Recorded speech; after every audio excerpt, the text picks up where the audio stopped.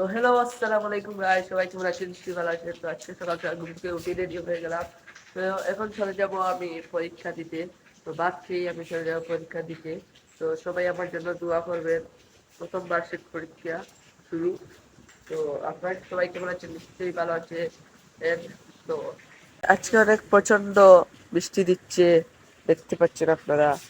অনেক পানি জমে গিয়েছে উঠোনে। তো এখন আমি এগুলো ময়লা পরিষ্কার করবো না, ছাদে গিয়ে পাইপের মুখে ময়লা পরিষ্কার করবো না, স্কুল থেকে এসে করব।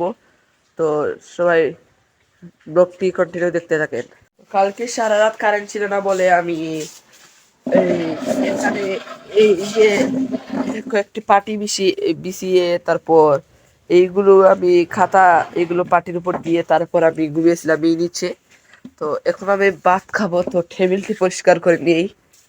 তো এখন আমি ভাত খেয়ে তাড়াতাড়ি আমি স্কুলে চলে যাব।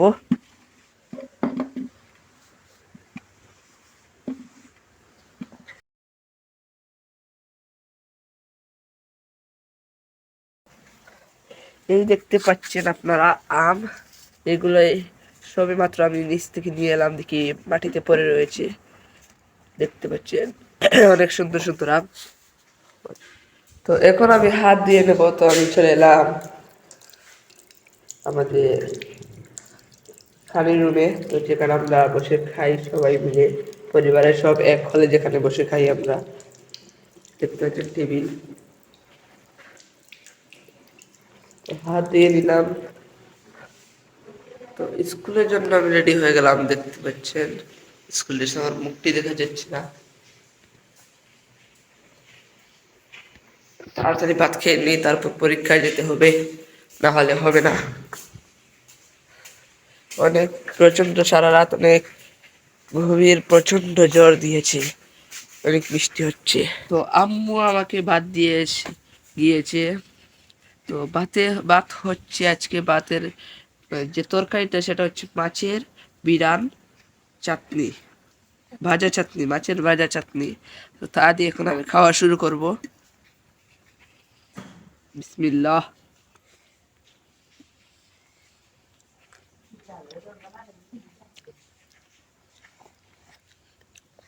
আমার নুন নেওয়া হয় নাই। তো আমি যে তরকারি দিয়ে খাই তাতে লবণ হোক বা না হোক, তো আমি সবসময় তরকারি লাগিয়ে খাই। অনেক তরকারিটা অনেক যে চাটনিটা, তো সেটা অনেক মজা হয়েছে।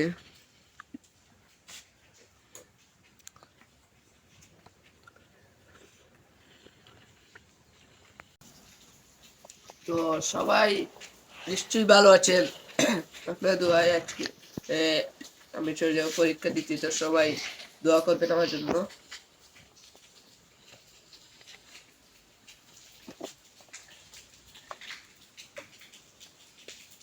আজকের পরীক্ষাটা হলো বাংলা পরীক্ষা, বাংলা প্রথম পত্র।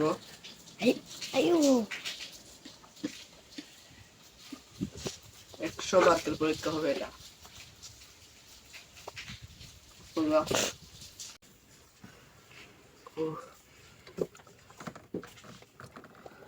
তো খাওয়া দাওয়া শেষ, তো এখন আমি ক্রিম মেখে নেবো। তো আমি সবসময় যেটা রেগুলার ইউজ করি, নিভিয়া ক্রিম।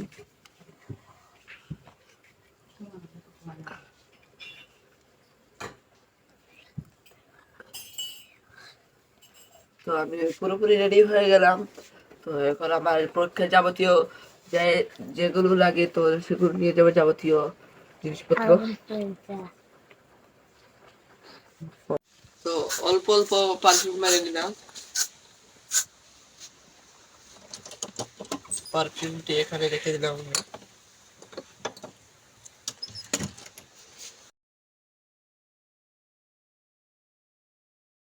তো এই সুন্দর সুন্দর রং আমি মাঝে মাঝে আর্ট করি। তো স্কুলে যাওয়ার জন্য শুধু খাতা কলম নেবো। তো আমি পরীক্ষা যাওয়ার জন্য রেডি হয়ে বের হয়ে গেলাম, তখন থেকে মাছ চলে এসেছে। তো আমি এই কই মাছগুলো রেখেছি, সুন্দর সুন্দর কই মাছ। তো সবাই থেকে বিদায় নিয়ে নিলাম, আমি এখন চলে যাবো স্কুলে। তো দোয়া করবেন আমার জন্য। তো স্কুল থেকে এসে দেখি আমার বাড়ির একটি কুকুর 3জন লোককে কামড়ে দিয়েছে। সেটা কুকুরটা পাগল হয়ে গেছে। তো আমার চাচ্চু তারপর আরো আশেপাশে কিছু লোকজন মিলে সেই কুকুরটাকে মেরে দিয়েছে। তো ওরা মেরেছে কারণ যদি ওরা না মারে এটাকে তাহলে অনেক মানুষদেরকে কামড়াবে। 3 জনকে কামড়ে দিয়েছে এই কুকুরটা। তো অনেক নৃশংসভাবে মেরেছে এই কুকুরটাকে, কারণ এছাড়া কোনো উপায় নেই। যদি না মারি তাহলে অন্য লোকদের ক্ষতি করে নিবে। তো সেই জন্য মানুষের ভালোর জন্য আমরা এই কাজটি করলাম। ভয়ানক অবস্থা, রক্তে গড়াগড়ি খাচ্ছে। দেশীয় অস্ত্র দিয়ে মারা হয়েছে, যেগুলো আমাদের হাতের কাছে থাকে, লাঠি এগুলো দিয়ে। তো অনেক লোকজন চলে এসেছিল দেখতে যে কুকুরটাকে মেরেছি। তো এটা অনেক বছর ধরে আমাদের বাড়িতে ছিল। আমরা পুশ করে রেখেছিলাম এগুলোকে। আমরা অনেক দিন ধরে আমাদের বাড়িতে রেখেছিলাম। চাইলে আমরা আগেই ফেলে দিতাম, আমাদের বাড়ির নিরাপত্তার জন্য রেখেছিলাম, যাতে চোর ডাকাত না আসতে পারে, সেই জন্য নিরাপত্তার জন্য রেখেছিলাম। তো কুকুরটার জন্য কষ্ট হলো, কিন্তু কিছু করার নাই, যেহেতু সে পাগল হয়ে গেছে। তাকে এখন অনেক লোকজন কামড়ে দিতে পারে, তো সেই জন্য আমরা কুকুরটাকে মেরে ফেললাম। তো সবাই ভালো থাকবেন, সুস্থ থাকেন। আজ এই পর্যন্ত। সামনে আরো নিয়মিত ব্লগ পেতে হলে আমার চ্যানেলটি সাবস্ক্রাইব করে পাশে থাকবেন।